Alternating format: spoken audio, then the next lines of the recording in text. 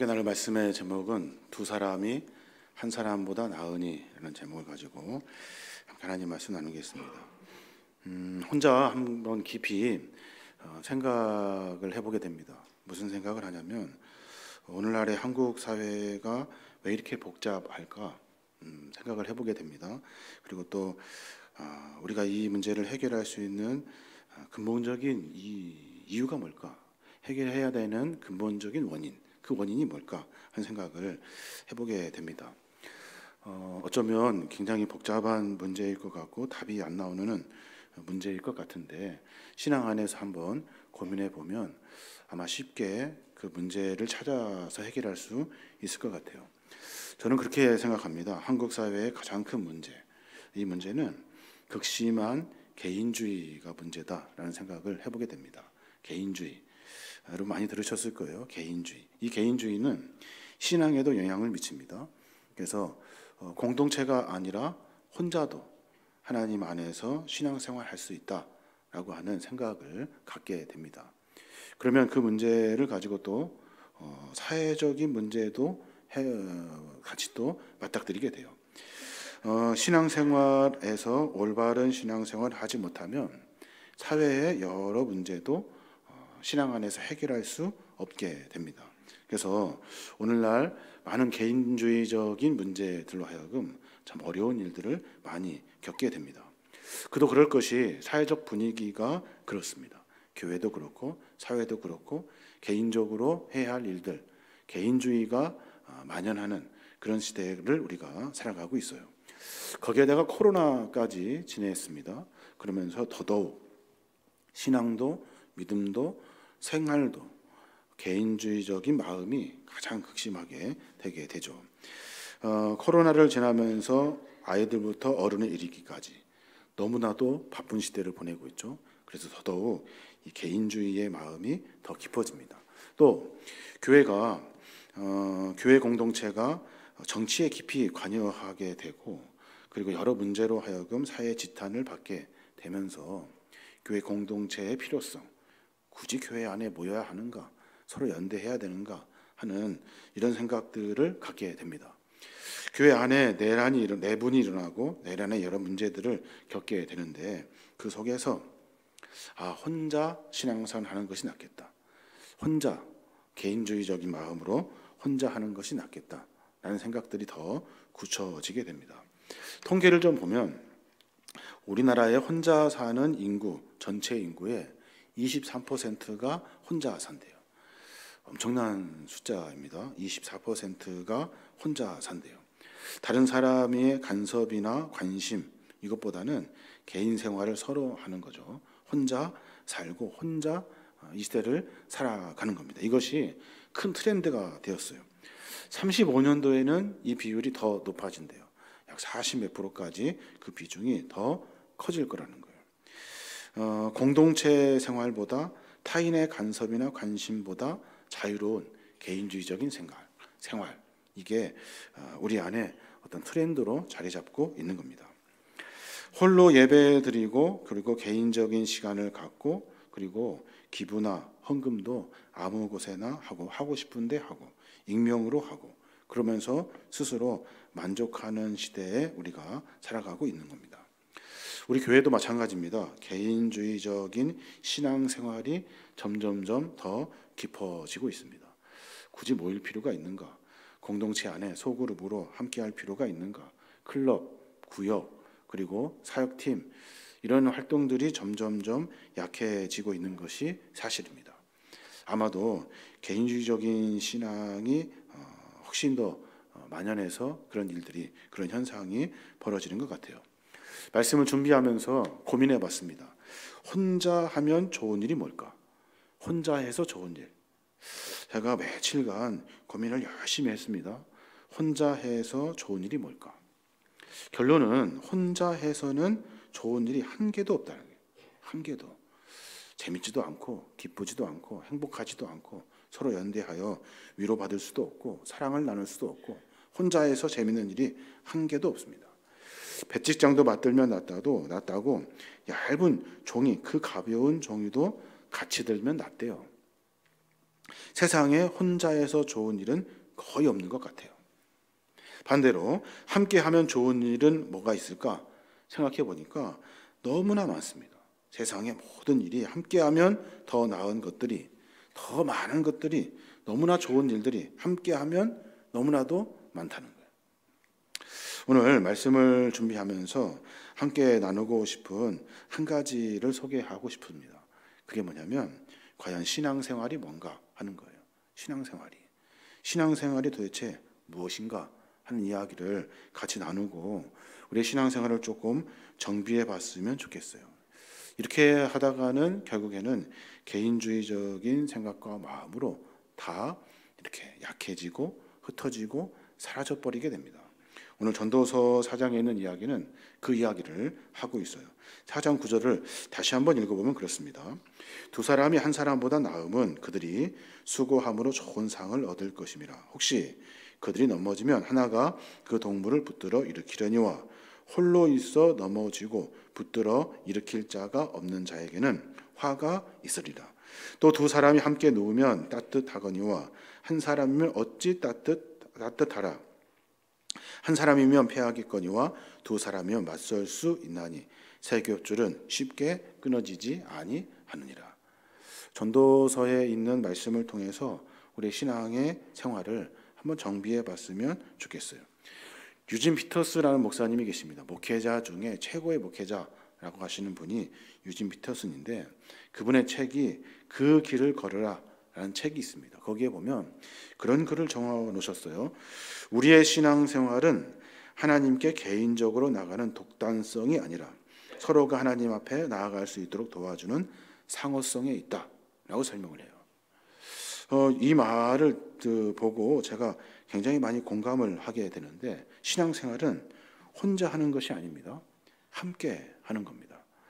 저도 혼자 개인적으로 하나님 만나면 되고 개인적으로 하나님께 기도하면 되고 개인적으로 신앙생활 하면 되지라고 생각을 했습니다. 그런데 하나님 우리에게 그것을 원하지 않으셔요. 하나님 우리에게 함께 신앙생활 하도록 만들어 놓으신 거예요. 나의 신앙을 도와줄 수 있는 누군가가 나에게 필요합니다. 그래야 내가 신앙이 성장하게 되어 있어요. 혼자는 절대로 불가능합니다. 우리가 잘 아는 아프리카 속담이 있죠. 빨리 가려면 혼자 가라. 그러나 멀리 가려면 함께 가라. 라는 아프리카 속담이 있습니다. 빨리 가려면 혼자 가야 되죠.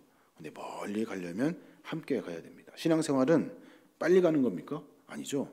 신앙생활은 하나님이 부르시는 그 날까지 언젠지 모르지만 멀리 가는 장거리 여행입니다.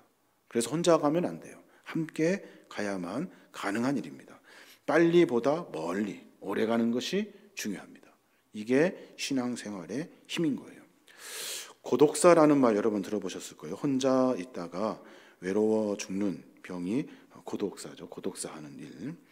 사전에 고독사의 정의를 한번 찾아봤어요. 그랬더니 이렇게 적어놨더라고요.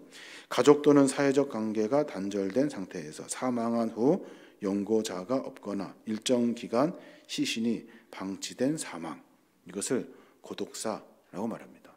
혼자 있다가 죽음을 맞이하게 되고 그 일을 오랫동안 발견하지 못하게 되는 일.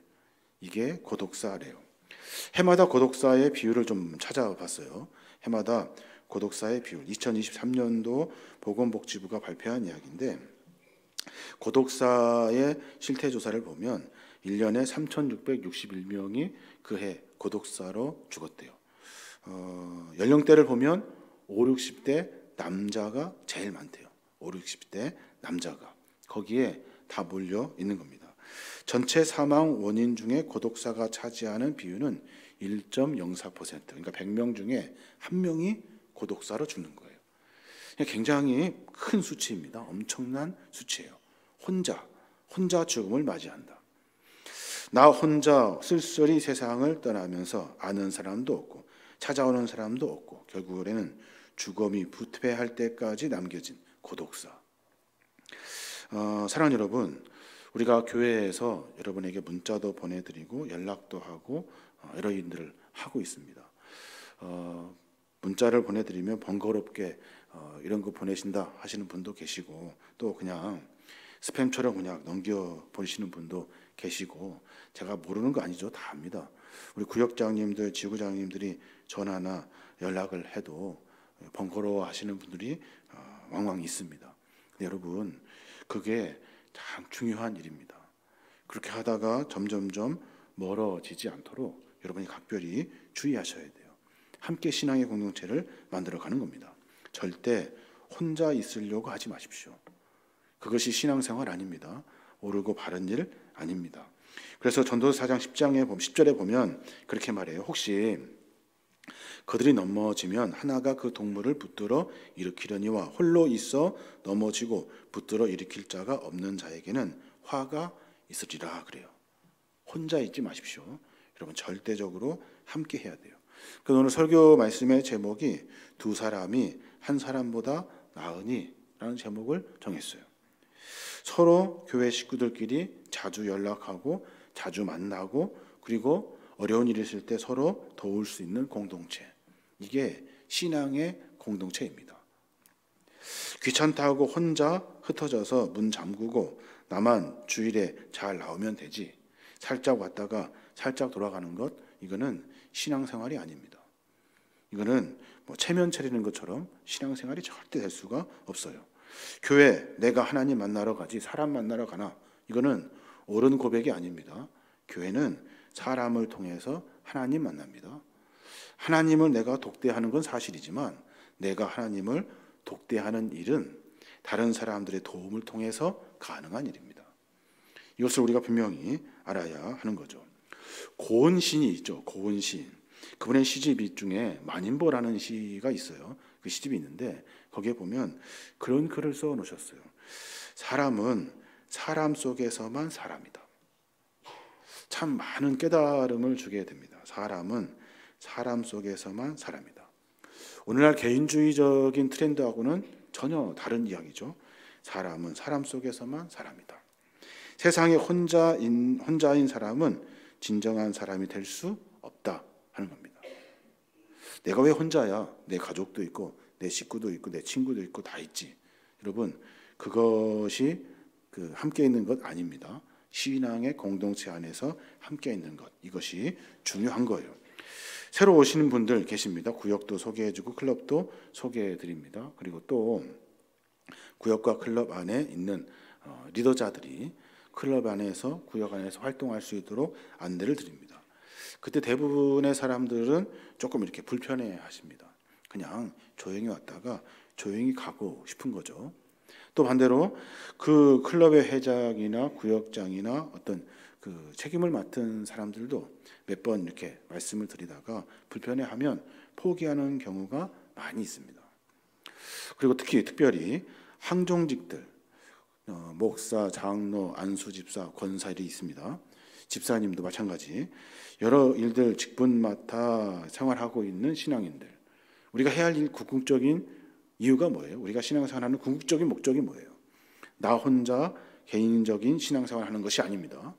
우리가 하나님이 나에게 직분 주신 이유는 교인들 한 사람 한 사람, 이 한 사람 한 사람을 교회 공동체로 만드는 겁니다.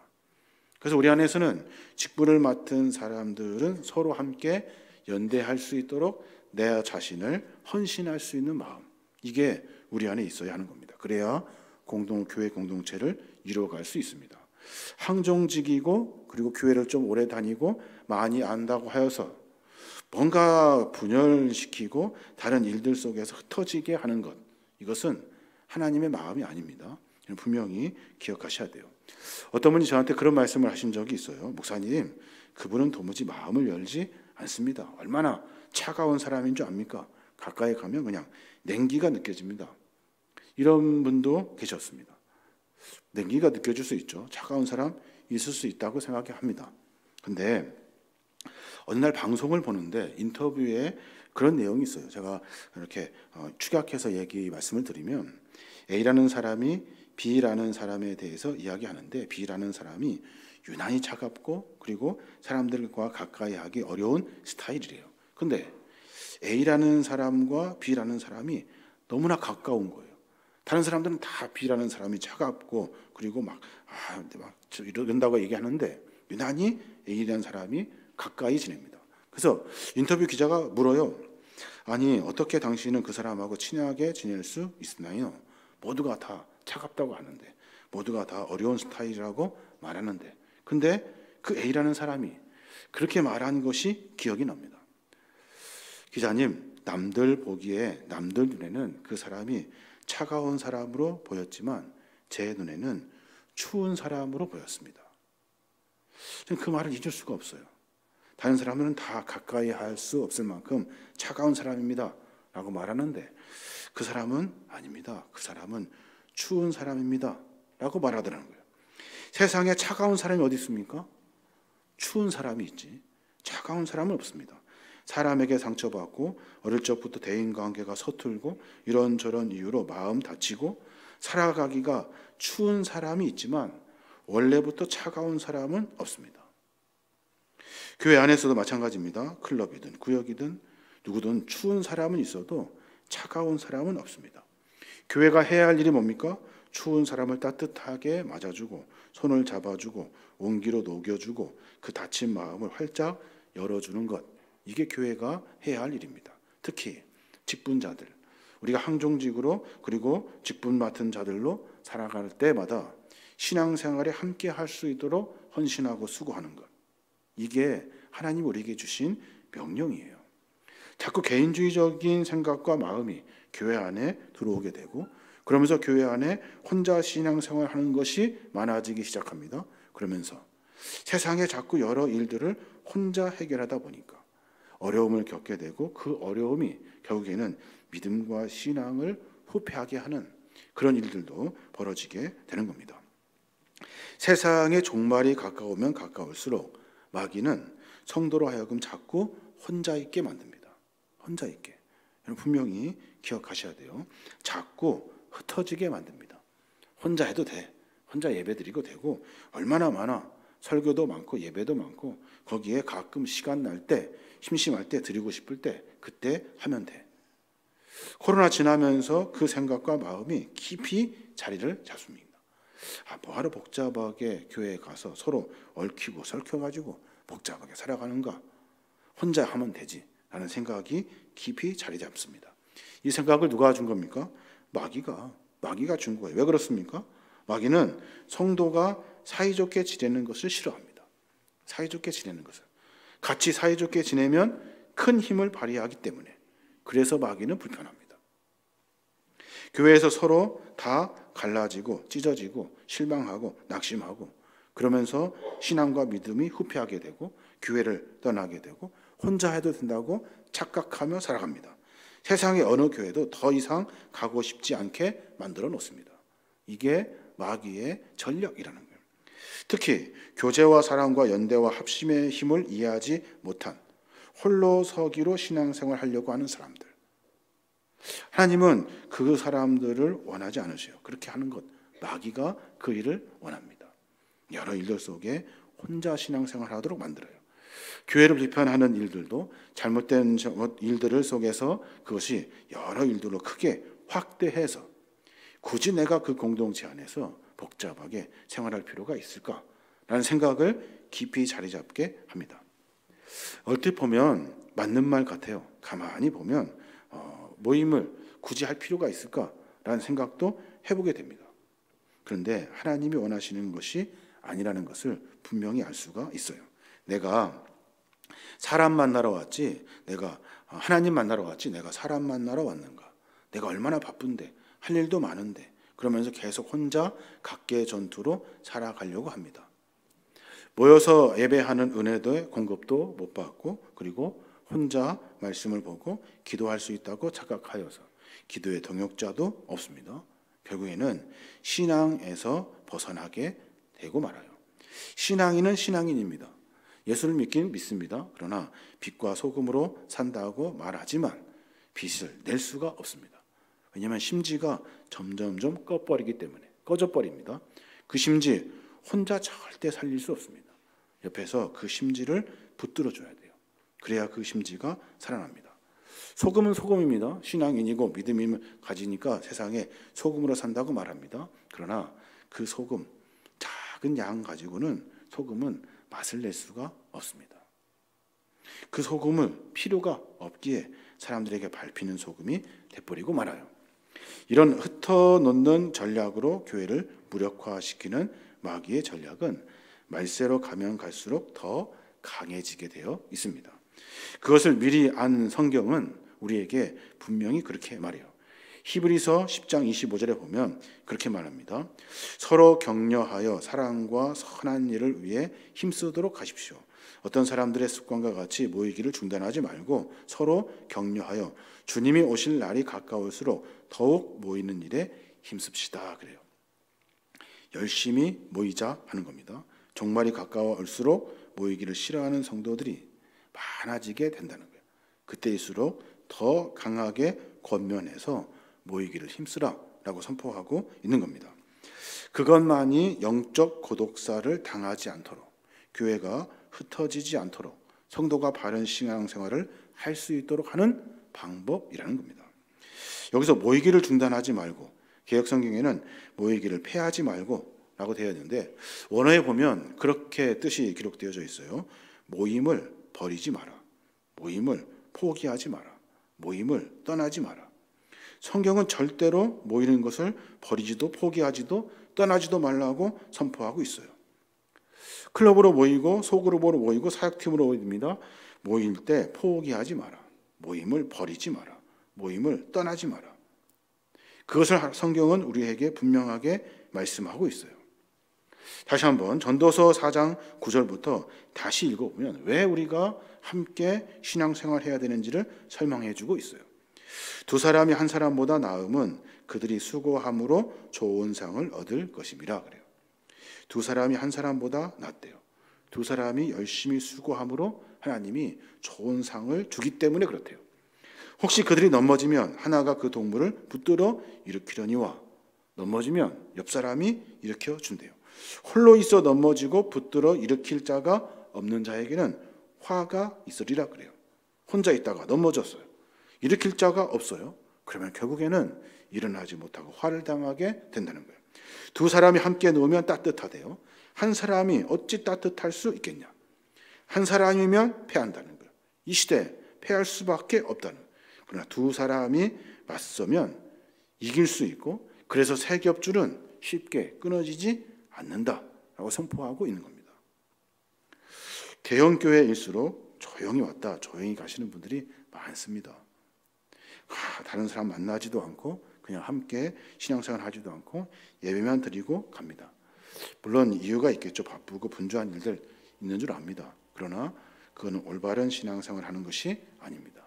분명히 기억하셔야 됩니다. 사람은 혼자 살 수 있도록 만들어진 존재가 아니기 때문에 그래요. 아담도 하나님 만드시고 마음이 불편했어요. 왜요? 혼자 있는 것이 너무나 마음 아파요. 하나님 어떻게 하셨습니까? 이불을 만들어 붙여주셨어요. 함께 있어라. 그리고 나서 그제야 하나님 보시고 좋았더라, 기쁘다, 행복하다, 보기 좋다 라고 말씀하시는 겁니다. 그래서 뭉치면 살고 흩어지면 죽는다. 이게 우리 신앙생활 안에 있는 아주 깊이 있는 말씀이 된 거예요. 사랑하는 여러분, 제가 짧은 영상을 하나 보여드리고 싶습니다. 한 2분 30초 될까요? 이 영상을 통해서 우리가 왜 함께 해야 되는지 한번 깊이 같이 고민하고 묵상하는 시간이 되었으면 좋겠습니다. 방송실 준비됐으면 영상을 좀 틀어주시면 감사하겠습니다. 조금 줄여주시면.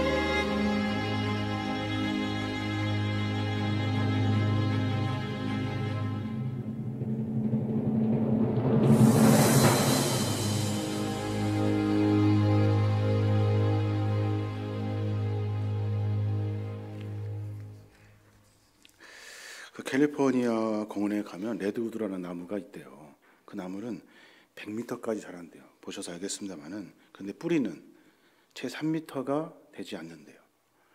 그 큰 나무가 쓸 수 있는 이유는 서로 뿌리를 묶어가지고 같이 연대해서 산이 전체 나무가 되게 한 거예요. 함께 한다는 것, 그래서 위대하고 소중한 일입니다. 사랑 여러분, 우리가 함께 해야 살아남습니다. 어떤 목적을 가지고 뭐 정치적으로 뭘 하려고 하는 거 아닙니다. 여러분, 개인주의적인 신앙생활의 문제가 오늘날의 교회의 큰 문제로, 교회가 이어가지 못할 만큼의 문제로 다가왔기 때문에 그렇습니다. 초대교회에서부터 지금까지 약 2000년의 시간을 교회가 이렇게 지나옵니다. 그러면서 거기에 신앙의 가장 큰 핵심은 서로 연대하는 일입니다. 어려운 일이 있을 때 도와주고 서로 협력하여 하나님의 귀한 일들을 이루어 가는 겁니다. 이게 교회의 생명력이라는 겁니다.